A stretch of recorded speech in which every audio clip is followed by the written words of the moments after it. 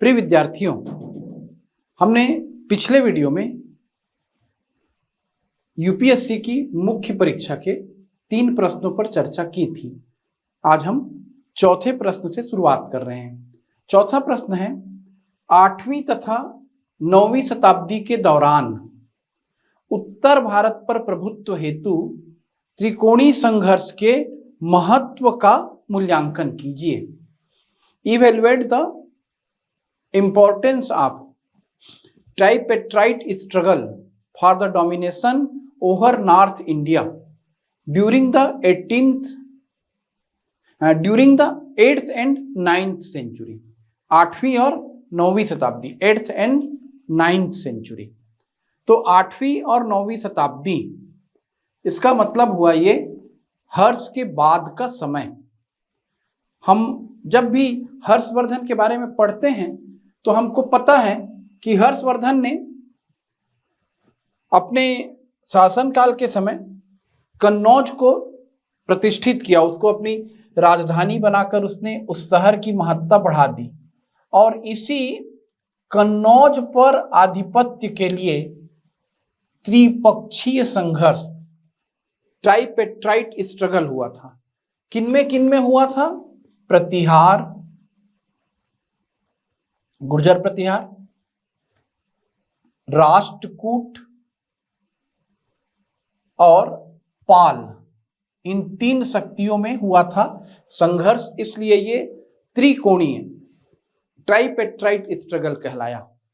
अब ये पूछ रहा है कि उसका महत्व क्या था, इस त्रिकोणीय संघर्ष का।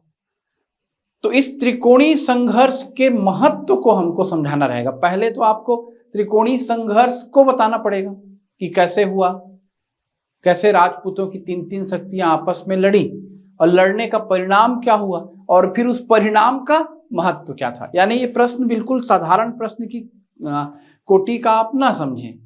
यूपीएससी के प्रश्नों की खासियत ही यही हो जाती है। त्रिकोणीय संघर्ष को समझाइए बोलता तो आप संघर्ष का विवरण देते। ये त्रिकोणीय संघर्ष के महत्व का मूल्यांकन बोल रहा है। तो मैं जब आपको मॉडल आंसर बताऊंगा तब आप समझते जाएंगे ही, लेकिन हाँ, आप प्रश्न की गंभीरता से अभी जरूर परिचित होंगे और जो हिस्ट्री पढ़ चुका है वो जान रहा है कि ये कहां पर का घटनाक्रम है। बी था इसी में। हाँ, अब जो मेरा नेक्स्ट वीडियो रहेगा, मैं आपको बार बार बता ही रहा हूं, पटेल ट्यूटोरियल चैनल पे और मेरे चैनल पे 1 भाग, 2 भाग, 3 भाग ऐसा आते रहेगा। अब जो मेरा नेक्स्ट वीडियो रहेगा उस पर ऑप्शन कैसे रहते हैं इन प्रश्नों में, शब्द सीमा कैसी रहती है, इस पर भी चर्चा होगी और आप किस प्रश्न को छोड़ें, किस प्रश्न को बनाएं, कितने प्रश्नों में आपको विकल्प है, ये भी मैं आपसे शेयर करूंगा। अभी तो हम केवल प्रश्नों पर जोर दे रहे हैं। बी प्रश्न आया है, पूर्व मध्य काल में तमिल भक्ति आंदोलन की प्रमुख विशेषताओं पर प्रकाश डालिए। Throw light on the chief characteristics of Tamil bhakti movement during the early medieval period. Early medieval period और अर्ली मिडवल पीरियड, पूर्व मध्य काल, इस समय को दिमाग में रखें। और सेकंड किस चीज को दिमाग में रख रहे हैं? भक्ति आंदोलन। तो आप नॉर्थ इंडिया में तो भक्ति आंदोलन बहुत अच्छे से पढ़ते ही हैं कि उस भक्ति आंदोलन का उदय कैसे हुआ और उसकी प्रमुख विशेषताएं क्या थी, सब आपको याद होगा। और ये तो मेरा सबसे प्रिय टॉपिक है, तो आंसर लिख करके ही बताऊं तो बहुत अच्छा लगेगा, है ना। आपको याद आ रहा होगा कि कबीर की, तुलसीदास की, नानक, है ना, ऐसी बहुत सारे संत कवि। अब ये नॉर्थ की कहानी थी, लेकिन जो विशेषताएं नॉर्थ में थी, क्या वैसी विशेषताएं तमिल भक्ति आंदोलन में भी थी या कुछ अंतर था, है ना। ये आपके लिए एक सिलेबस का वर्क है, अभी आप इस पे जरूर वर्क करें। और मैं तो आपके साथ मेहनत करने के लिए आ ही गया हूं, तो मैं खुद आपको आंसर सहित एक्सप्लेन करूंगा।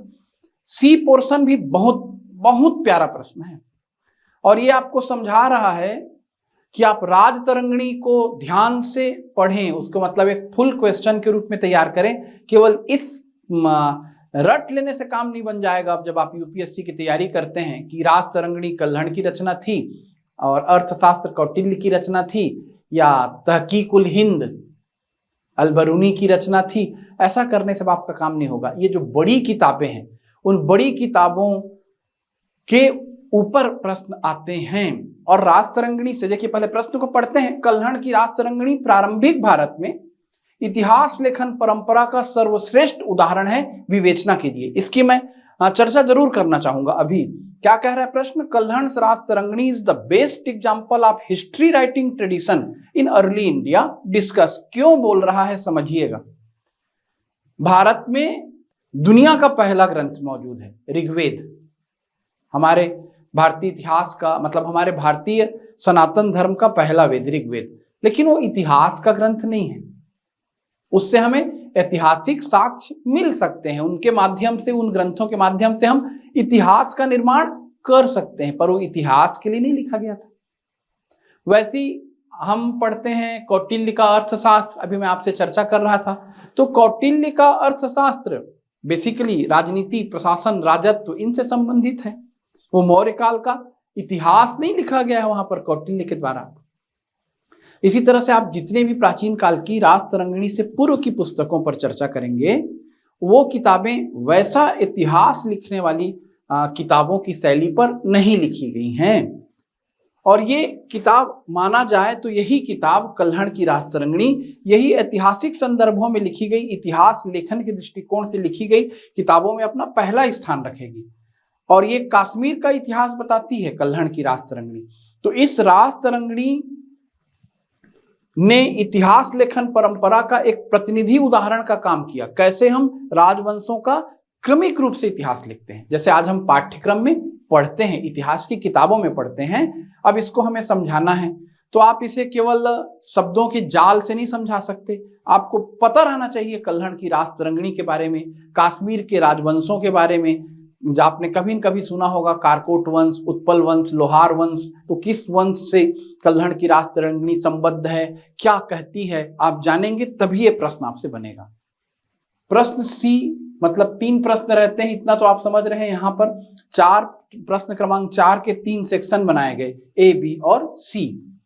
5वें प्रश्न पर आइए। ये खंड बी शुरू हो गया अब यहाँ से, सेक्शन बी। सेक्शन ए और बी में से कैसे चयन करना है मैं बताऊंगा ही, और आप भी जानते होंगे। सेक्शन बी में आइए। अब ये 150 शब्दों में उत्तर मांग रहा है निम्नलिखित प्रश्नों का। ए है, ब्रह्मदेय अनुदान क्या थे? What were brahmadeya grants? पूर्व मध्य काल में बड़ी संख्या में दिए गए इस तरह के अनुदानों का विवरण आप कैसे देंगे? How do you account for the large number of such grants in the early medieval period? तो ये बहुत बड़ी घटना है। ब्रह्मदेय एक भूमि है, भूमि को अनुदान के रूप में दिया जाता था, उसके साथ कुछ निश्चित शर्त जुड़े रहते थे। क्या इसका सामंतवाद से कोई संबंध था? क्या इसके कारण प्राचीन भारत का इतिहास और मध्यकालीन भारत का इतिहास बदलता है? इस परंपरा की शुरुआत किस राजवंश ने की और ये पूर्व मध्य काल में क्यों ज्यादा प्रचलित रहा, और इसका इतिहास पर क्या प्रभाव पड़ा, और इसका आप विवरण किस तरीके से देना चाहेंगे? आप केवल बता देंगे कि इसने ये अनुदान दिया, नहीं, इस विवरण को आपको कुछ उदाहरणों के साथ देने के बावजूद स्पष्ट करना है ऐतिहासिक परिप्रेक्ष्य में कि इन अनुदानों से किस तरह से इतिहास और सामाजिक संरचना बदलती हुई नजर आई। चर्चा करेंगे इस पर भी। लग रहा होगा आपको बिल्कुल गंभीर एनालिसिस मांग रहा है ये प्रश्न। 5वां का बी देखिए। 13वीं शताब्दी के उत्तर भारत में अधिक संख्या में शहरी बस्तियों की स्थापना मुख्य रूप से तुर्की सैन्य टुकड़ियों की समस्त भूभाग में तैनाती के कारण हुई थी। टिप्पणी कीजिए। The establishment of large number of urban settlements in north India in the 13th century was principally owing to the development of Turkish garrisons across the lands. Comment. तो देखिए बहुत सारी शहरी बस्तियां आई, किस समय आई? 13वीं शताब्दी के उत्तर भारत में, यानी 1201 से लेकर के 1299 या 1201 से लेकर 1300 तक। और आप जानते होंगे कि 1206 में कुतुबुद्दीन ऐबक सुल्तान बनेगा, तुर्की सुल्तान भारत पे आएगा। उसके बाद फिर खिलजी वंश रहेगा, ऐसा आपको पता है। उसके बाद फिर अन्य राजवंश आएंगे। तो जो 1200 से 1300 के बीच का समय है वो समझिए गुलाम वंश और खिलजी वंश के दौर का इतिहास है। और उस दौर में जो शहरी बस्तियां बसी उसका ये कारण बता रहा है तुर्की सैन्य टुकड़ियों की समस्त भूभाग में तैनाती। यानी मध्यकाल के इतिहास को भी आपको बहुत गंभीरता से पढ़ना पड़ेगा। इल्तुतमिश और कुतुबुद्दीन के बारे में रट करके आपका काम किसी भी कीमत पे यूपीएससी में नहीं होगा। तो ये जो सैन्य टुकड़ियां तैनात हुई, इस तैनाती के कारण क्या शहरी बस्तियों का विकास हुआ, शहरी बस्तियां अर्बन सेटलमेंट बढ़ गई, क्या अन्य कारक भी उत्तरदायी थे कि केवल सैन्य टुकड़ियों की स्थापना ही इसके लिए प्रमुख रूप से उत्तरदायी था? इस पर आपको कमेंट करना है, इस पर आपको बताना है। तो प्रश्न का आपने नेचर समझा। इसका जो सी सेक्शन है ये आपके लिए एक सरल प्रश्न है मेरे अनुसार।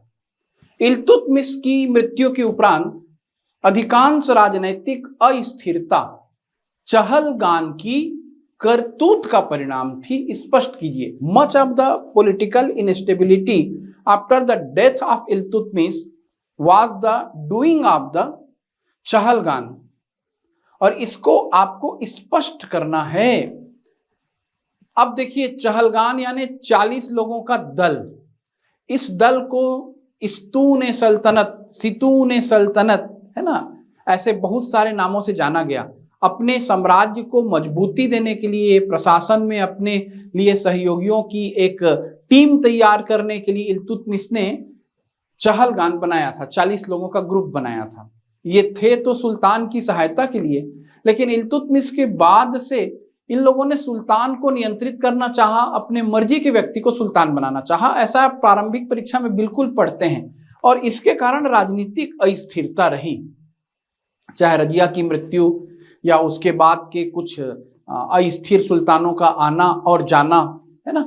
इसी को लेकर के आपको समीक्षा करनी है कि कैसे इल्तुतमिश से बलबन तक का जो दौर रहा, उस दौर में इन लोगों ने क्या किया, चहलगान ने, और कैसे बलबन ने चहलगान की शक्ति का अंत किया। और उससे ज्यादा उस दौर की राजनीतिक अस्थिरता और उसका चहलगानों की या तुर्क जो चालीसा का दल था उसकी महत्वाकांक्षा का उससे संबंध, उस राजनीतिक अस्थिरता से, ये आपको इस प्रश्न में समझाना रहेगा। क्वेश्चन डी, ये भी प्यारा प्रश्न है। राजपूत चित्रकला शैली में मुगल थी पर विषय वस्तु में राजपूत, टिप्पणी कीजिए। तो अब आपको राजपूत चित्रकला पर जाना पड़ेगा। अलग अलग चित्रकला की शैलियां थी, उस शैली की विशेषताएं क्या थी। देखिए लिख रहा है शैली में मुगल थी, तो राजपूत चित्रकला की शैली बताना पड़ेगा और फिर मुगल चित्रकला की शैली बताना पड़ेगा। दोनों शैलियों में समानता के तत्व ढूंढना पड़ेगा, क्योंकि स्पष्ट रूप से कह रहा है प्रश्न कि राजपूत चित्रकला है, शैली में मुगल थी। The Rajput school of painting was Mughal in style. आपको शैली की दृष्टि से बताना है कि दोनों की शैलियों में बेहद समानता थी। वास्तव में वो मुगलों की जो चित्रकला की शैली विकसित हुई थी, उसी के आधार पर राजपूतों की भी चित्रकला शैली विकसित हुई, लेकिन सब्जेक्ट बदल गया। मुगल दरबार में, मुगल पेंटिंग्स में जो चीजों का चित्रण हो रहा था, उसके बदले यहाँ पर विषय वस्तु राजपूतों से संबंधित हो गई। तो the Rajput school of painting was Mughal in style and Rajput in its content. तो इसके कंटेंट क्या होते थे इस शैली के? बहुत सारी चित्रकला की शैलियां हैं, आप नाम जानते होंगे, नहीं जानते होंगे तो हम आंसर लिखते समय एक एक शैली को डील करेंगे, उसकी विषय वस्तु बताएंगे और आपकी मदद करेंगे इस प्रश्न में। ई, ये बिल्कुल सहज सरल प्रश्न आया, यूपीएससी के लिहाज से सहज प्रश्न। 18वीं शताब्दी में मराठा शक्ति के उत्थान की व्याख्या कीजिए। Account for the rise of Maratha power in the 18th century. तो आपको बिल्कुल इसको ऐसे ही सहज सरल तरीके से लिखना है कि मराठा शक्ति के उत्थान के क्या क्या कारण थे, कैसे महाराष्ट्र का भक्ति आंदोलन, कैसे शिवाजी का व्यक्तित्व, कैसे महाराष्ट्र की भौगोलिक पृष्ठभूमि मराठा शक्ति के उत्थान का कारण बनती है, कैसे औरंगजेब की नीतियां मराठों के लिए एक क्या तैयार करती हैं, एक विद्रोह की भावभूमि तैयार करती हैं। इस तरह की चीजों पर आपका जोर रहेगा और मराठा शक्ति के उत्थान को आपको समझाना रहेगा। नेक्स्ट प्रश्न पर चलते हैं। 6 प्रश्न है, क्वेश्चन नंबर 6। अलाउद्दीन खिलजी के बाजार नियंत्रण सुल्तान की सैन्य शक्ति के लिए उपयोगी थे, परंतु सल्तनत की अर्थव्यवस्था के लिए हानिकारक।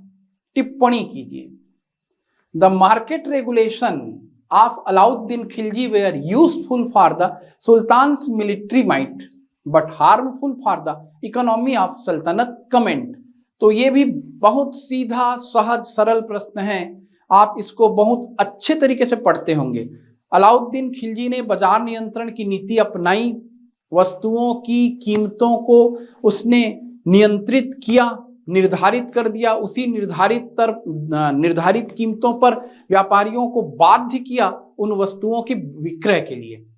पर उसने ये नीति क्यों अपनाई? तो उसने ये नीति अपनाई थी कम खर्च पर विशाल सेना रखने के लिए। सैनिकों के वेतनमान को न्यूनतम रखता था और वस्तुओं के मूल्य के नियंत्रण के माध्यम से उनका खर्चा चले, ये उसका एक कॉन्सेप्ट था, उसकी एक सोच थी। और कहा भी जाता है कि इसने अपनी इसी बाजार नियंत्रण की नीति के माध्यम से भारतीय अर्थव्यवस्था की, उस समय की भारतीय व्यापारियों की, किसानों की बलि ले ली थी, क्योंकि बाजार जो है अपने स्वाभाविक बाजार के नियमों से चलता है। बाह्य ताकतों के द्वारा बाजार को आप जबरन नियंत्रित करना चाहोगे, है ना, आप इकोनॉमी को यहाँ से जोड़ेंगे कि किस तरह से मुद्रास्फीति हल्के हल्के रूप से बढ़ते रहती है, तो वो एक टॉनिक का काम करती है मार्केट के लिए। आप उसको अचानक से कंट्रोल दबाव पूर्वक नहीं कर सकते, और बाजार अपने ही मांग और पूर्ति के नियम से निर्धारित होता है, प्रतियोगिता के आधार पर निर्धारित होता है। आज अभी मैं लंबी चर्चा करूंगा तो ये प्रश्न भी काफी समय ले लेगा, आप समझ चुके होंगे कि क्या पूछा गया था। बी, अकबर के राज्यकाल में मनसबदारी व्यवस्था की प्रकृति का परीक्षण कीजिए। Examine the nature of the mansabdari system during the reign of Akbar. तो ये तो प्यारा प्रश्न है, सहज सरल प्रश्न कहलाएगा। मनसबदारी सिस्टम अकबर ने इंट्रोड्यूस किया था, मुगलों की ये एक अनूठी व्यवस्था थी। जात सवार जैसे पद थे, अकबर ने कैसे इंट्रोड्यूस किया, कहां से प्रेरणा ली, इसकी प्रकृति क्या थी। एक्चुअल में आपको इसके नेचर को बताना है कि किस तरह से मनसबदार होते थे, क्या वो प्रशासनिक पद थे कि क्या वो केवल एक रैंक या दर्जा था, उसके साथ जिम्मेदारियां क्या रहती थी, उसमें क्या परिवर्तन आया। ये इस प्रश्न का आंसर लिखने का सार रहेगा। 6 का 6वां प्रश्न, चोल शासकों का सामुद्रिक विस्तार प्रमुखतया उनके विदेशी वाणिज्यिक हितों से प्रेरित था। बहुत प्यारा प्रश्न, स्पष्ट कीजिए। Chola maritime expansion was driven largely by concern of overseas commerce. अब आपको इसको क्या करना है, स्पष्ट करना है। तो पहले देखें, चोलों के पास बेहद शक्तिशाली नौसेना थी। हमें दक्षिण भारत के इतिहास में चोलों की भूमिका तो पता ही है। दक्षिण के सर्वाधिक शक्तिशाली राजवंशों में किसका नाम है? चोलों का। और उन्होंने श्रीलंका को भी जीता, यहां तक कि देखिएगा आप अच्छे से पढ़ के मालदीव तक वो पहुंचे। मालदीव पर उनका नियंत्रण रहा कि नहीं रहा, आप रिसर्च करें। तो जो दक्षिण में उन्होंने इतनी शक्तिशाली सामुद्रिक विस्तार की नीति अपनाई, तो वो केवल साम्राज्य विस्तार की नीति नहीं थी, उसके साथ उनके वाणिज्यिक हित भी जुड़े हुए थे। इसी को आपको वो स्पष्ट करने को बोल रहा है। केवल आपको चोलों का साम्राज्य विस्तार नहीं समझाना है, चोलों के साम्राज्य विस्तार के साथ उनका विदेशी वाणिज्यिक हित कैसे जुड़ा हुआ था, और वो भी सामुद्रिक विस्तार के साथ ना। साम्राज्य विस्तार समुद्री क्षेत्र में जो उन्होंने किया, इसे आपको स्पष्ट करना है। 7वें प्रश्न पर आइए। 12वीं शताब्दी के दक्षिणी दक्कन में वीर शैव आंदोलन वास्तव में एक समाज सुधार का प्रयास था। विवेचना कीजिए। तो अब आप इसको जब जानेंगे तभी बना पाएंगे कि वीर शैव आंदोलन क्या था। पहले आपको वीर शैव आंदोलन को समझाना पड़ेगा। दक्षिणी दक्कन में आंदोलन 12वीं शताब्दी में समाज सुधार के लिए शुरू हुआ, और इसने समाज सुधार की दिशा में क्या क्या प्रयास किए, इसके सिद्धांत क्या थे, यदि आप इन्हें लिखेंगे तब ये प्रश्न आपका कंप्लीट होगा। 7वें का बी, हिंदुस्तानी शास्त्रीय संगीत के विभिन्न घराने केंद्रीय राजशाही के बजाय क्षेत्रीय रियासतों के संरक्षण के प्रमाण थे। विवेचना कीजिए। मतलब Indian history and Indian art and culture बार बार इन प्रश्नों में कोरिलेट हो रहा है, और वैसे भी हिस्ट्री और कल्चर का बड़ा गहरा संबंध है, जान ही रहे हैं। जैसे आपने चित्रकला की मुगल शैली, राजपूत शैली वाला प्रश्न देखा, और बिल्कुल यहाँ पर आप क्या देख रहे हैं, the various gharanas of Hindustani classical music were outcome of patronage by regional princely courts. मतलब ये सीधा सीधा बोल रहा है कि हिंदुस्तानी शास्त्रीय संगीत के अलग अलग जो घराने थे, वो केंद्रीय राजशाही के संरक्षण के कारण आगे बढ़े ऐसा नहीं था। उनके आगे बढ़ने में क्षेत्रीय रियासतों के संरक्षण का बड़ा ही महत्वपूर्ण योगदान था। तो आपको पहले हिंदुस्तानी शास्त्रीय संगीत के प्रमुख घरानों की जानकारी देनी पड़ेगी और उन घरानों को किन किन क्षेत्रीय रियासतों ने संरक्षण दिया और इससे उनके स्तर में क्या अभिवृद्धि हुई, उन घरानों को क्या सुविधाएं मिली, उन घरानों ने संगीत में अपना क्या विशेष योगदान दिया, ये इस प्रश्न में आपको बताना पड़ेगा। 7वें के सी पर आते हैं। विजयनगर राज्य और बहमनी के, ये भी काफी विश्लेषणात्मक प्रश्न है। 7वें का सी, विजयनगर राज्य और बहमनी के उत्तराधिकारी राज्यों के मध्य दीर्घकालीन संघर्ष सांस्कृतिक कारणों से कम और सामरिक तथा आर्थिक कारणों से ज्यादा प्रभावित था। टिप्पणी कीजिए। The prolonged conflict between the Vijayanagara kingdom and the Bahmani successor states was influenced less by cultural factors and more by strategic and economic consideration. Comment. Vijayanagara और बहमनी की राजनीतिक प्रतिद्वंदिता सबको पता है। दोनों के बीच संघर्ष का बड़ा लंबा और बेहद रक्त रंजित इतिहास है।